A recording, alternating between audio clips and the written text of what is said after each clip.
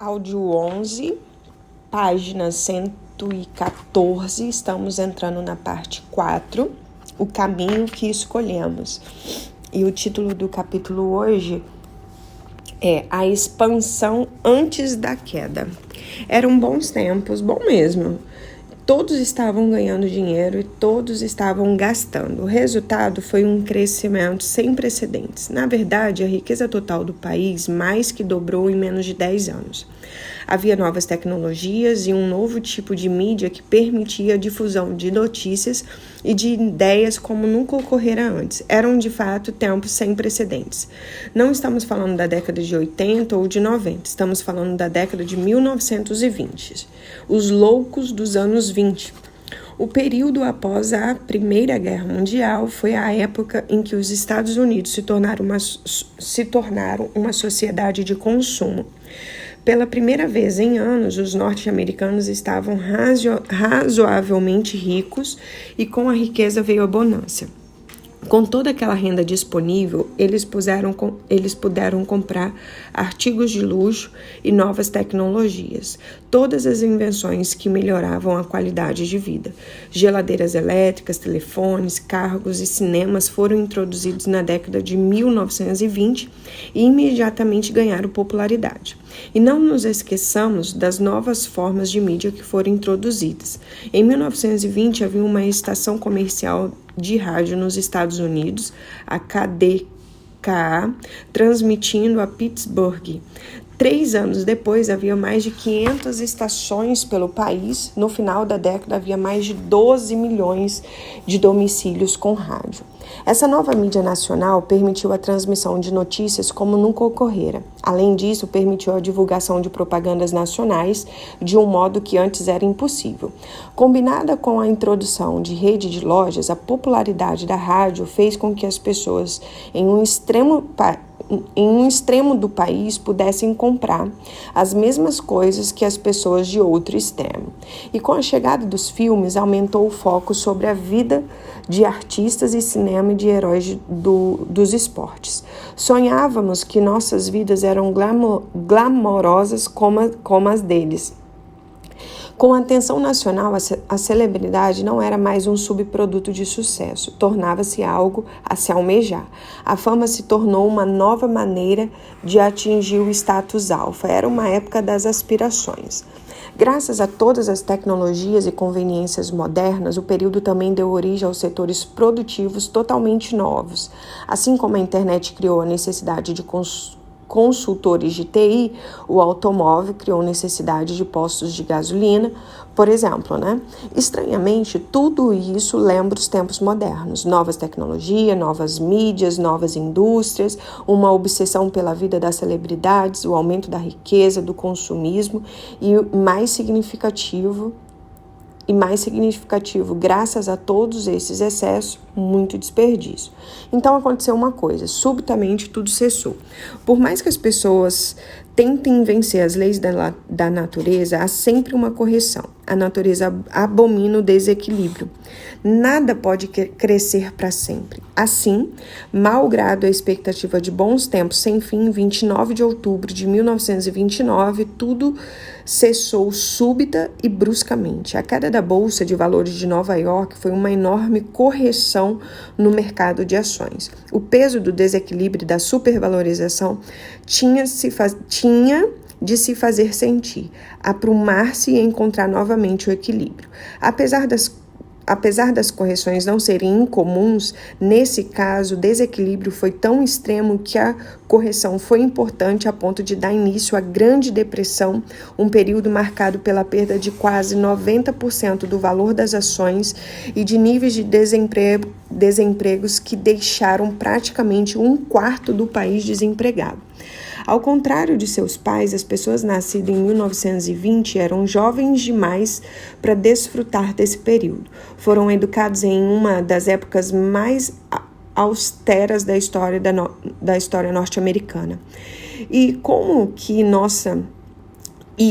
Como quer nossa antropologia, com recursos escassos, essa geração aprendeu a trabalhar em conjunto, ajudando mutuamente a conseguir pagar as contas.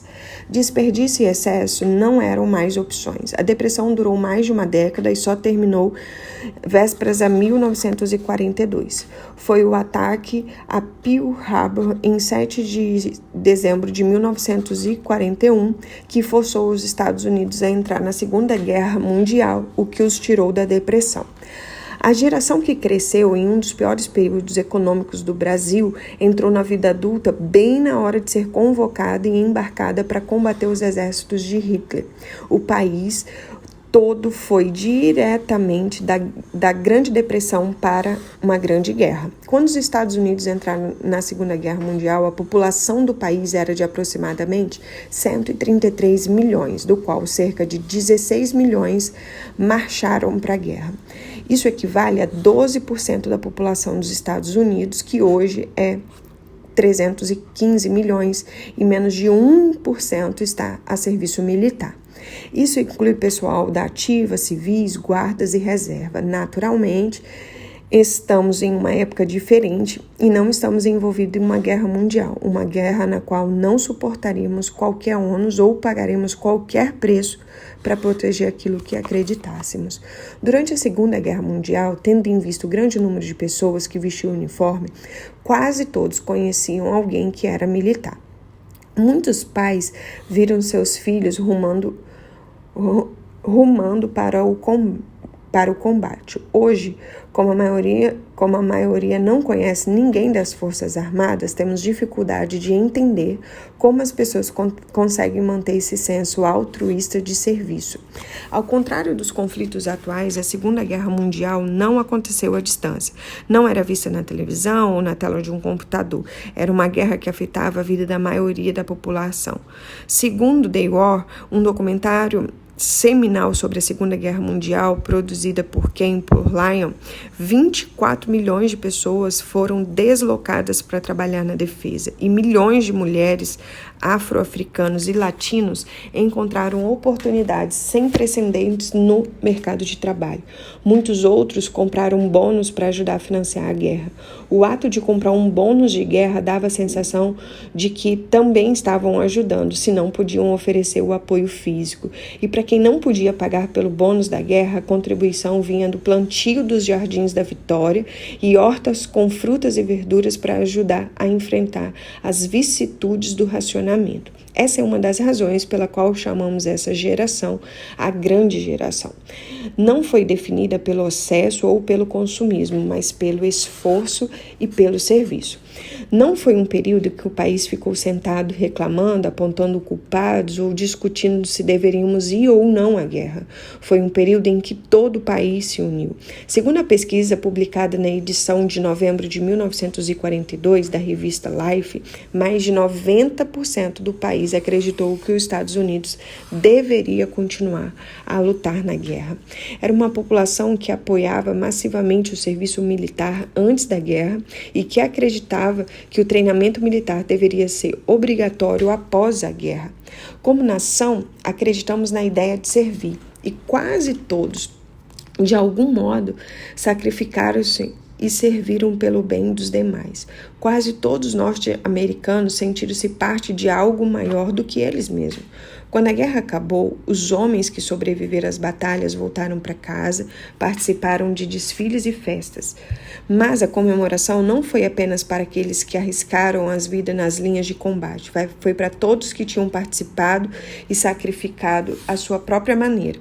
Quase todos compartilharam a sensação de realização e de alívio pela vitória aliada, e tinham de fazê-lo. Esforçaram-se muito por essa sensação, eles mereceram. Com a guerra para trás e a economia prosperando, os homens e as mulheres desta geração, que cresceram durante a depressão e depois foram à guerra, acharam que tinham desperdiçado a juventude e muitos se tornaram amargos. Sentiram que tinham passado uma parte grande demais da vida se sacrificando e quiseram recuperar parte do tempo perdido, assim foram trabalhar. A importância do trabalho árduo, a necessidade de cooperação e o valor da lealdade era o que sabiam fazer. Definiu como as empresas funcionaram quando aquela geração passou a administrá-las. Na década de 50, foi definida como a era em que alguém se dedicava a vida toda a uma única empresa, em que as empresas esperavam que seu pessoal trabalhasse lá pelo resto da vida. A cabo de uma longa carreira, o funcionário ganhava o proverbial relógio de ouro, símbolo de suprema gratidão por uma vida dedicada à empresa. Isso funcionou durante algum tempo. O baby morre de 360 quilos na sala. Toda geração parece querer derrubar a geração precedente ou rebelar-se contra ela. Cada geração incorpora um conjunto de valores e crenças moldado pelas experiências, tecnologia, eventos de juventude que costuma ser um pouco diferente do vivenciado pelos seus pais. E quando a população cresce em um ritmo constante, o cabo de guerra entre as gerações, o impulso de mudar tudo na nova geração e o desejo de manter tudo do mesmo jeito da geração anterior funciona como um sistema de freios e contrapesos. Ele proporciona uma tensão natural que ajuda a garantir que não vamos quebrar tudo ao mesmo tempo, permitindo-nos progredir e mudar com o tempo. Um ponto de vista ou um poder único e incontestável raramente são bons. Como visionário e operador dentro de uma empresa, democratas e republicanos no Congresso, os soviéticos e o tio Sam da geopolítica, até mamãe e papai em casa, o valor de duas forças opostas, ou melhor, a tensão entre quem puxa e quem empurra, mantém as coisas mais estáveis. Tudo se resume ao equilíbrio. Mas, após a Segunda Guerra Mundial, aconteceu uma coisa que perturbou o sistema normal de freios e contrapesos. Uma ruptura na ordem natural que, literal e acidentalmente, lançou os Estados Unidos em um rumo totalmente novo. Quando voltaram da guerra, as pessoas comemoraram. E 9 meses depois, começou o período de crescimento da população sem precedentes nos Estados Unidos. O Baby Boom, a explosão democrática pós-guerra. Em 1940, nasceram 2,6 milhões de bebês. Em 1946, foram 3,4 milhões de nascimentos. Houve uma pequena explosão demográfica no final da Primeira Guerra Mundial, mas o surto maciço de nascimento iniciado após a Segunda Guerra Mundial que alterou a balança. Uma disparidade foi agravada pela taxa de nascimento relativamente baixa na Depressão e durante a guerra. Geralmente, o ano de 1964 é considerado o último da geração Born, o ano em que o número de nascimentos ficou abaixo de 4 milhões pela primeira vez em uma década. Em suma, os boomers somaram 76 milhões de indivíduos à população, uma taxa de crescimento de quase 40%, comparado com um aumento de menos de 25% entre 1964 e 1984.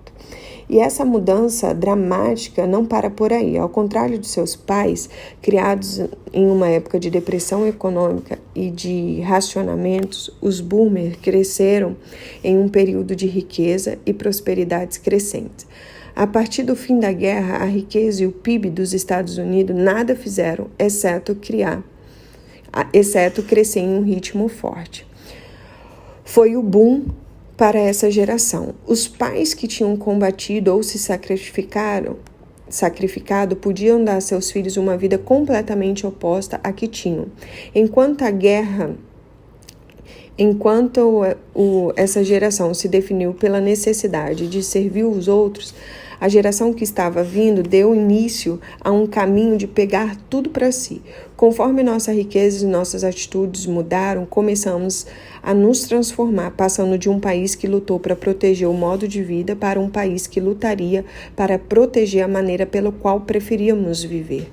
Crescendo sob a proteção de seus pais recém-enriquecidos, o primeiro grupo de boomers, não sei se eu estou pronunciando certo, gente, se tornou adolescente na década de 1960.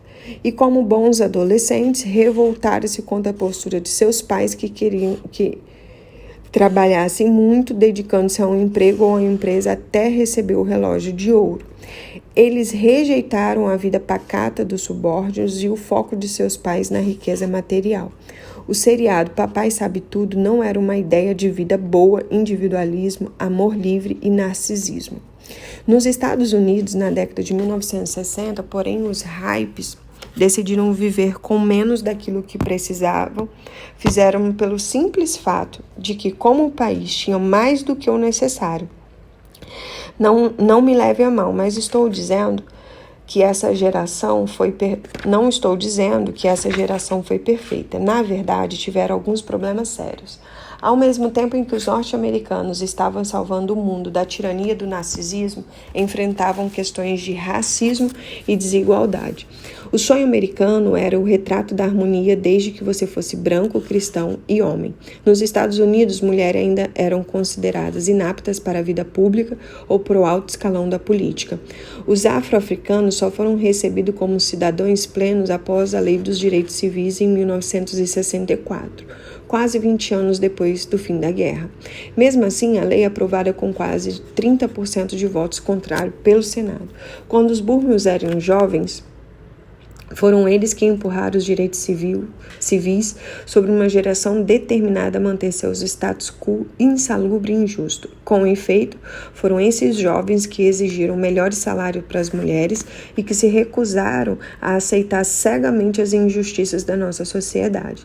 Eles poderiam ter se tornado a segunda geração caso tivessem seguido esse caminho, mas não foi o que aconteceu. Quando a geração desproporcionalmente numerosa de burmês começou a envelhecer, mudou o rumo. E foi aí que os problemas da era moderna começaram a aflorar. Os burmês maduros, como geração, começaram a agir de forma diferente, de maneira mais egoísta. Puseram-se a proteger o mundo com o qual estavam mais familiarizados, um mundo de riqueza e poder aquisitivo crescente. Na década de 1960, os burmês mais velhos estavam se formando na faculdade e começaram a entrar no mercado de trabalho. Em uma década marcada por uma guerra impopular e pelo escândalo de Richards, parece ter lançado uma sombra ameaçadora sobre a geração que ele serviu. Suas próprias ambições egoístas motivaram decisões que, na melhor das hipóteses, eram antiéticas e, na pior das hipóteses, ilegais. Os burmês testemunharam eventos que só reforçaram suas crenças, tais como: o governo não é digno de confiança, temos que cuidar de nós mesmos, precisamos mudar a maneira de fazer as coisas. Esqueça os status quo. Os burmês aspiravam à autorrealização. Ter um guru espiritual era como frequentar a academia hoje em dia. Aprenderam a dançar nas discotecas, usavam roupas de poliéster e selaram sua reputação como a geração que definiu Thomas Wolfe descreveu uma edição da revista de New York em 1976. Era a década do eu. Tornaram-se um grupo que parecia mais preocupado com sua própria felicidade e bem-estar do que com a felicidade e bem-estar do que os que rodeavam.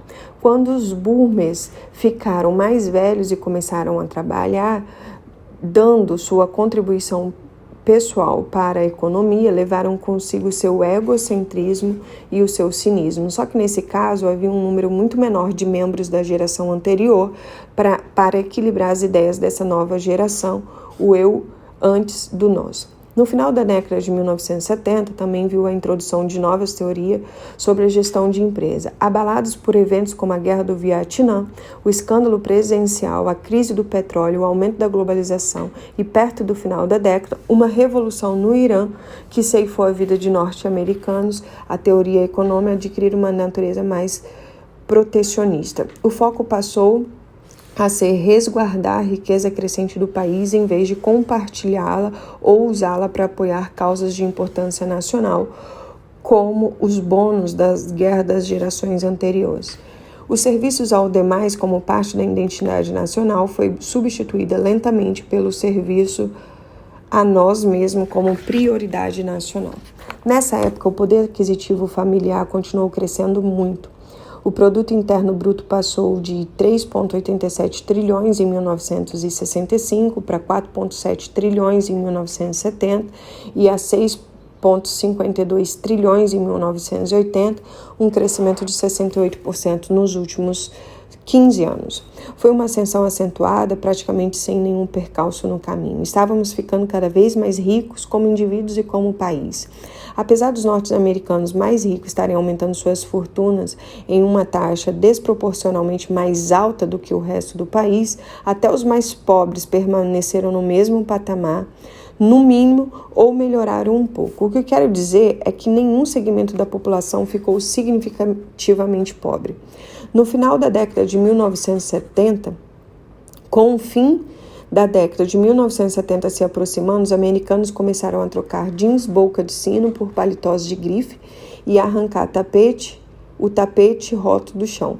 Finalmente, os baby borns estavam amadurecendo. Estamos trabalhando nos mais altos escalões da empresa e do governo. Os borns mimados, aqueles que não tiveram que sofrer muito, aqueles que cresceram em uma sociedade que pode se dar o luxo de colocá-los na frente, agora começaram a assumir cargos nos quais poderiam afetar a política, os negócios, a teoria econômica em grande escala. Vale a pena ressaltar que foi com a chegada dos borns em relação com que as relações do Congresso começaram a sofrer. No início da década de 90, os membros dos partidos de oposição, embora ainda habituados à mesma teatralidade de hoje, conseguiram se sentar juntos, tendo como meta chegar a um acordo. Talvez não tenham concordado sempre, mas tentaram.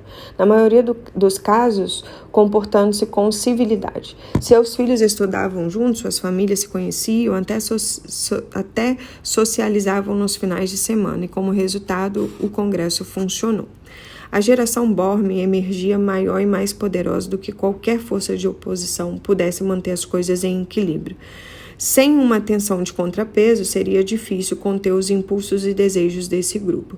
Com o poder restrito nos Estados Unidos após a queda da União Soviética, como o ditador que derruba seu antecessor ou a lei que é aprovada por um partido, tem a maioria maciça no Congresso. Os Borms começaram a impor sua vontade sobre o mundo à sua volta, cercado apenas de vozes minoritárias dizendo que não podiam fazer isso.